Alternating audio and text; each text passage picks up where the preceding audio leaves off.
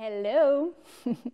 J'aime ma vie, c'est un mouvement de conscience qui part de la base de c'est pas parce que j'ai la vie que j'aime ma vie, mais plutôt c'est parce que j'aime ma vie que je crée une vie que j'aime. Hein? Que je crée la vie dans laquelle je veux me manifester, je veux être heureuse, je veux m'épanouir. Ça a toujours été ça l'idée. Et il y a toujours eu, à la base de j'aime ma vie, 4 piliers. Et les 4 piliers, à travers toutes ces années-là, n'ont jamais changé. Là, je vous fais une nouvelle version des 4 piliers. Mais si vous avez vu les anciennes, vous allez voir que l'enseignement n'a pas tant changé. En fait, c'est normal parce que c'est les bases sur lesquelles j'assois ma vie.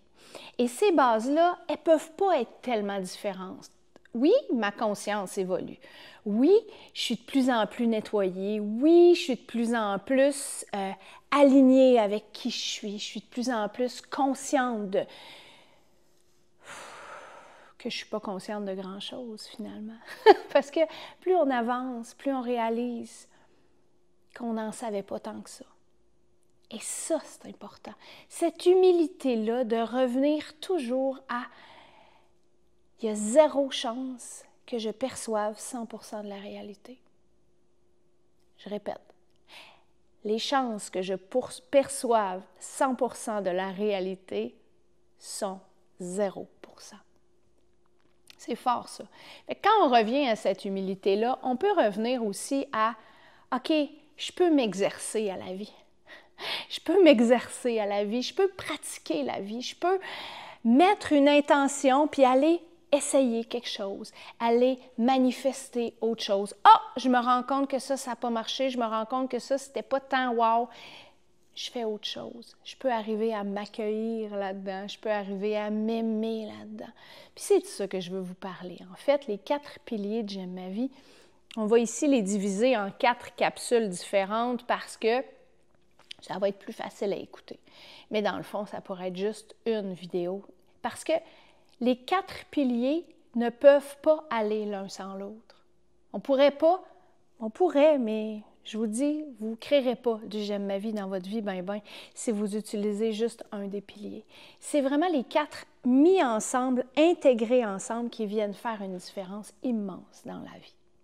Et moi, ça doit faire au moins 20 ans que je me questionne et que je me positionne dans ces 4 espaces-là.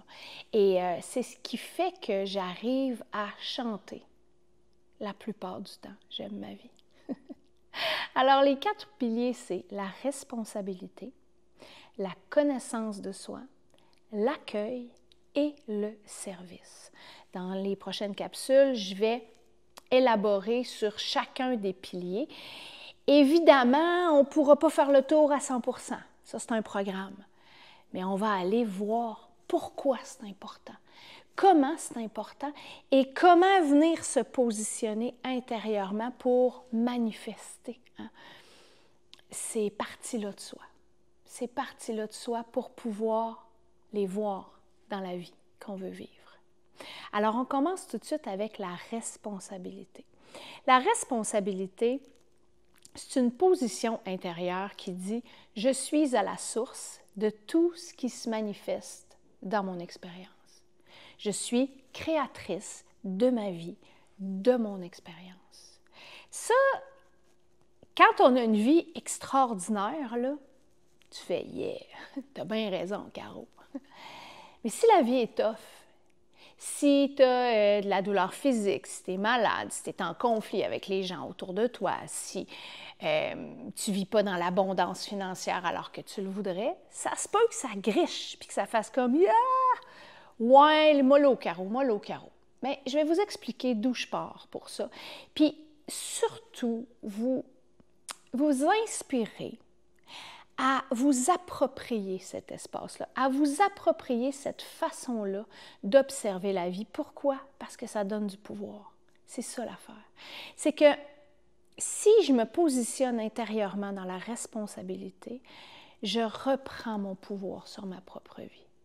Et ça, c'est pas rien. Reprendre le pouvoir sur notre vie, c'est revenir à l'espace où je suis en pleine possession de toute tous les outils pour pouvoir m'épanouir dans ma vie. C'est pas rien, ça. C'est vraiment pas rien. Alors, comment on fait pour observer qu'on est créateur, créatrice de notre vie? Je vais vous donner la meilleure analogie que j'ai observée, qui marche pour moi depuis longtemps et qui inspire vraiment à voir de façon peut-être un peu plus détachée, parce que le danger de la responsabilité, c'est de tomber dans « je me sens coupable, j'ai fait quelque chose de pas correct ». Et c'est pas ça. En fait, la culpabilité, c'est même le contraire de la responsabilité. Parce que quand on se sent coupable, on peut un peu continuer à se vautrer dans « pauvre de moi ». Alors que dans la responsabilité, on ne va jamais là. On va dans « je m'aime, je m'accueille », mais pas dans « pauvre de moi », jamais. Alors, la plus belle analogie que je pourrais vous partager, c'est celle du film. Puis là, peut-être vous allez dire « Ah, ouais, je la connais, mais attendez. Attendez de voir comment je vais vous la présenter, cette analogie-là. » Imaginons que notre vie, donc toute notre vie, c'est un film, c'est le film. C'est quoi notre vie? C'est notre travail, nos relations, nos douleurs physiques, nos difficultés, mais aussi nos accomplissements. Hein? Nos grands rêves, tout ce qui a le potentiel de se manifester dans notre vie, ce serait notre film. Ça peut être le trafic le matin, ça peut être la tempête de neige, hein? Ça peut être la superbe journée au spa. Ça, c'est le film de notre vie. Okay? Nous, ça, c'est le film. Fait que c'est pas nous. Hein? On se sépare de ça déjà, flouc, on prend de la hauteur et on dit « OK, ça, c'est le film de notre vie. » Nous, qui on est? Qui on est, nous? On est la lumière, OK? Donc, la lumière, en fait, nous, on pense des fois qu'on est un humain en train de vivre une expérience physique, mentale, émotionnelle, spirituelle, mais c'est faux. On est issu de la source et on est chacun, chacune, puis je vais l'exprimer un peu plus peut-être dans la vidéo sur le service. On est tous et toutes issus de la même source. Et issu de cette source-là est une lumière qui est un amour pur, une conscience pure, une connaissance pure, une vision 100% de la réalité. Mais quand on est dans cet espace-là lumineux. Donc nous, on est en essence, ça c'est notre essence, c'est qui on est en essence, cette lumière-là. Entre les deux, donc il y a le film et il y a la lumière. Entre les deux, il y a ça ici, ce super véhicule-là, qui n'est pas nous non plus, pas plus que le film. Mais ce super véhicule-là, qui est notre corps physique, notre corps mental, notre corps émotionnel, notre corps énergétique, notre corps spirituel, ça ici, notre véhicule, contient la pellicule. Donc, ici, c'est comme si on était une pellicule. Fait que là, imaginez un appareil photo hein, ou un appareil vidéo dans lequel la lumière vient passer à travers la pellicule. Hein, si vous vous souvenez pour les plus anciens comme moi, c'était quoi en fait quand on prenait un film puis qu'on allait le développer après? Donc, la lumière venait passer à travers le négatif, puis on ne parle pas de « on est négatif », on parle de l'objet, le négatif, pour pouvoir imprimer après dans la matière ce qui était à l'intérieur de la caméra. Donc nous, là, c'est comme si on était un gros négatif ambulant. Un gros négatif ambulant sur lequel la lumière va venir s'imprimer pour pouvoir nous montrer après le résultat.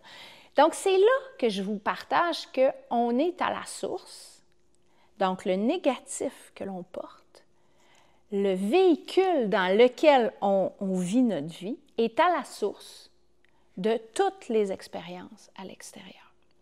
Si vous arrivez à concevoir ça et à vous l'approprier, je vous le dis, là, juste ça, ça a le potentiel de transformer votre vie à jamais, à toujours. Parce que là, vous voyez que, OK, tout ce qu'il y a à l'intérieur ici, ça fait partie de mes programmations, de mes patterns, de mes histoires, de mes croyances, de mes pensées, de mes habitudes, de mes attitudes, de ma façon d'être. Hein? de tout ce que j'ai vécu, tout ce à quoi j'ai donné mon pouvoir, toutes mes expériences de vie, les bonnes, les moins bonnes, et tout le contenu de mon inconscient. Oh là là, ça c'est énorme. C'est aussi, ce négatif-là, tout ce qui est imprégné de notre culture. La religion dans laquelle on a baigné, les parents qu'on a eus, la langue qu'on a parlé, la société dans laquelle on a évolué. Est-ce qu'on a vécu la guerre? Est-ce qu'on a vécu la pauvreté? Est-ce qu'on a vécu... Donc, tout ça fait partie de la pellicule avec laquelle on se trimballe toute notre vie. Donc, la lumière qu'on est vient éclairer ça et nous le montrer dans notre vie. Donc, la responsabilité, elle est là. La responsabilité, c'est de regarder tout ce que je vois comme étant le résultat de ce que je porte. C'est bon, ça? Bon. Mettons, jusqu'où on peut dire « je suis responsable ». Mettons, je me réveille un matin, je suis en colère. Il y a quelque chose en dedans, ça fait « ah », ça griche en dedans, ça brasse. Je m'en occupe pas. Je me dépêche, je mange, je m'habille, je m'en vais au travail. Puis là, la colère est là, mais je m'en occupe pas. Évidemment, là, ce qui va se passer, ça va être encore pire que ça parce que je vais la nourrir. Hein. Je vais avoir plein de pensées débiles qui vont faire que je vais avoir encore plus de colère. Puis là, on va même pas là. OK, on va même pas là. Là, on est dans le trafic. Il y a quelqu'un qui nous coupe. Eh, boy. Là, la colère explose. Mais la colère était déjà là. Rappelez-vous, j'étais en colère quand je me suis réveillée le matin. La colère explose. Et là, ce qui se passe, c'est que je vois à l'extérieur de moi le résultat de ce que je porte à l'intérieur. Donc, la personne m'a coupé et là, j'ai manifesté la colère. Donc là, soit j'ai crié, puis même je peux aller jusqu'à la rage, je peux avoir même de la violence au volant. Tu sais, comme ça peut vraiment aller loin. Puis là, c'est juste un mini exemple de trafic. Imaginez si ça se passe avec vos enfants, avec vos collègues de travail, avec vos parents, des gens autour de vous. Imaginez à quel point on peut briser juste parce que la colère était déjà là, puis on ne s'en est pas occupé. Et là, on va jeter le blâme, hein? On va blâmer l'extérieur pour quelque chose qui était déjà là. Et c'est là qu'il faut avoir l'humilité de revenir à qu'est-ce qui était déjà là. On demande toujours à voir ce qu'on croit, 100% du temps. 100% du temps, on demande à la vie, donc au film, de nous montrer l'état de notre négatif, de notre pellicule. Et ensuite, on se permet de juger, de critiquer, de blâmer l'extérieur. Ça, c'est une position intérieure qui nous retire notre pouvoir. Parce que blâmer l'extérieur, ça ne changera jamais rien. On ne pourra jamais changer l'extérieur. Tu ne pourras jamais faire quoi que ce soit pour que la personne qui t'a coupé ne t'ait pas coupé. Tu ne peux pas retourner en arrière, c'est impossible. Donc, qu'est-ce que je fais avec? Et là, c'est là que je vous amène à la notion peut-être encore un peu plus large de messager et de message pour pouvoir aller jusqu'à la réaction ou la réponse. Et là, c'est des choix conscients qu'on fait. Fait que là, ce que je suis en train de faire avec vous, c'est que je vous explique la responsabilité, jusqu'où ça va. Et ensuite, je vais vous donner 2-3 outils pour déjà ouvrir à « Oh my God, j'ai du pouvoir. OK, attends, il y a quelque chose à faire avec moi, là. » Alors là, le messager et le message. Le messager, dans mon histoire, c'est la personne qui me coupe. Le message, c'est « Caro, tu es en colère. » Parce que là, l'autre scénario, c'est le matin, je me réveille, je suis en colère. Je prends 2-3 secondes pour check-in avec moi le matin quand je me réveille. Puis je me demande, qu'est-ce qui est là? Oh là là, il y a de la colère. Ah ouais, ou si je ne sais pas c'est quoi. Puis la colère, on n'est pas là pour l'étouffer, là. On est là juste pour l'observer. On l'observe, puis on va se parler d'accueil un petit peu plus tard. J'observe la colère. Et là, je la laisse être là. Puis là, je m'en occupe. Il y a plein d'outils pour s'en occuper de la colère. on ne va pas l'étouffer, jamais. C'est pas ça l'idée. L'idée, c'est pas de l'étouffer, mais c'est pas d'aller agir dedans contre quelqu'un qui n'est pas responsable de cette colère-là.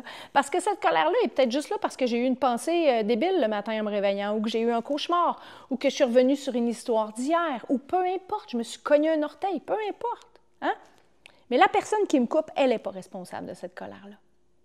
Alors là, si je m'en occupe dès le matin et que je suis consciente que c'est là, peut-être que je vais arriver à la traverser et que la vie va me repogner après puis que je vais être de bonne humeur. Mais peut-être pas. Peut-être que ça va prendre un petit temps. Puis ça, c'est OK aussi. C'est OK. Ça se peut que ça prenne un petit temps. Sauf que quand la personne va me couper, ça se pourrait que j'ai de l'espace, hein, pour ne pas réagir. Parce que quand je suis dans mon émotion et que le film vient me montrer l'émotion, la plupart du temps, je vais réagir, donc agir à nouveau, une réaction automatique. Et cette réaction automatique-là, elle est issue de quoi? Elle est issue de mes programmes, mes histoires, mes émotions, mes blessures, mes patentes, blablabla, blablabla, blablabla, du passé, évidemment. Alors, si j'en ai pris soin le matin, puis que, disons que la colère n'est plus là du tout, la personne va me couper, et je vais juste observer que la personne est peut-être juste plus pressée que moi.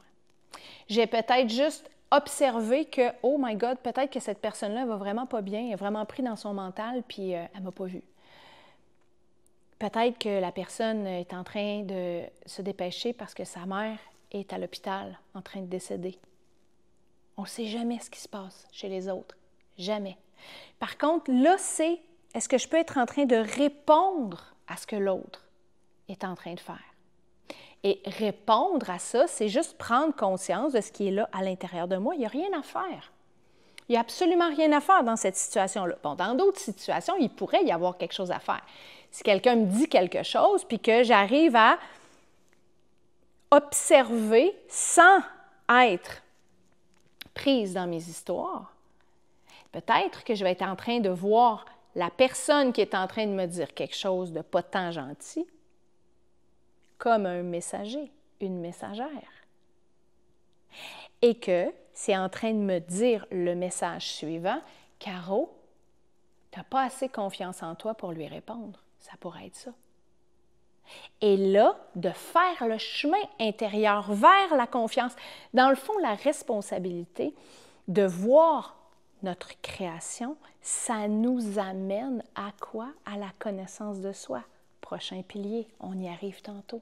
Mais ça nous amène à nous connaître et à voir qu'est-ce qu'on va avoir à transformer, à alléger, à laisser se dissoudre en nous. Des fois, à changer totalement, parce que ça nous rend malheureux. Mais de prendre responsabilité de ce qu'on observe, comme si on l'avait choisi, comme si c'était notre création, ça nous ramène au pouvoir de faire un choix pour notre vie. Donc, quand on a un messager, donc quelqu'un qui vient me couper comme ça, je donne souvent l'exemple du facteur. Si le facteur t'apporte une lettre qui ne fait pas ton affaire, tu ouvres la lettre, tu es en colère, est-ce que tu vas frapper sur le facteur? Jamais. Ce n'est pas le facteur. Le facteur, c'est le messager. C'est lui qui t'apporte la lettre. La lettre, elle te fait vivre quelque chose. OK, on peut-tu en prendre soin de ça? Ça, c'est le message. Quel est le message derrière ce qui est vécu? Et cette position intérieure-là, je vous jure, là, a le potentiel de transformer votre vie. Parce que ça nous ramène au pouvoir. Puis la pire chose, c'est l'impuissance. Quand on se sent impuissant et pauvre petit moi dans un monde difficile et cruel, oh my God, quelle vie poche! Quelle vie poche! Comment tu peux chanter « J'aime ma vie » si tu es victime de la vie? C'est impossible. Impossible. Fait que la première position intérieure, là, c'est vraiment, vraiment, vraiment la responsabilité. Maintenant, je vais vous amener des centaines de trucs pour vous observer, pour apprendre à sentir cet espace-là, pour apprendre à vous attraper petit à petit dans... Ce que je vois ici, c'est le résultat de ce qui est ici. Comment je peux revenir ici? Imaginez le cadeau. Toute notre vie est en train toujours de nous montrer ce qu'on porte. Sérieux! Sérieux, c'est-tu pas hallucinant? Moi, je dis... Puis, c'est pour ça que je vis ma vie dans un tel état de gratitude tout le temps. Parce que je suis tout le temps en train de voir qui je suis. 100% du temps. Puis ça, c'est une question que je me suis posée longtemps. Là, on s'en va dans la connaissance de soi. Je vais vous donner encore plein d'outils pour vous observer dans la connaissance de soi. Parce que plus je me connais, plus je suis responsable. Mais plus je suis responsable, plus je peux apprendre à me connaître. C'est ça l'idée. C'est pour ça qu'on les empile tous un par-dessus l'autre. On continue avec le prochain pilier qui est la connaissance de soi. À tout de suite.